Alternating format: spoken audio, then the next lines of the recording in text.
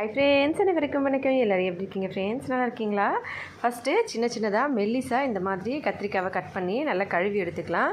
உப்பு மஞ்சத்தூள் போட்டு நல்லா இந்த மாதிரி கலந்து அடுப்பில் ஒரு தவா வச்சு கொஞ்சமாக எண்ணெய் போட்டு அதில் இது எல்லாத்தையும் நம்ம இந்த மாதிரி எண்ணெயிலேயே நல்லா வறுத்து எடுத்துக்கலாம்.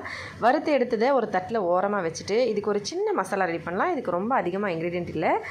அடுப்பு மேலே ஒரு கடாய் வச்சு கொஞ்சமாக சீரகம், சோம்பு போட்டு வெங்காயம், இஞ்சி பூண்டு பேஸ்ட்டு, தக்காளி, மிளகாத்தூள், சிக்கன் மசாலா, கரம் மசாலா, உப்பு சேர்த்து நல்லா மிக்ஸ் பண்ணி இந்த மாதிரி தயிரை நல்லா மிக்சியில் போட்டு அரைச்சி கொஞ்சம் தண்ணி ஊற்றி எடுத்து வச்சுக்கோங்க.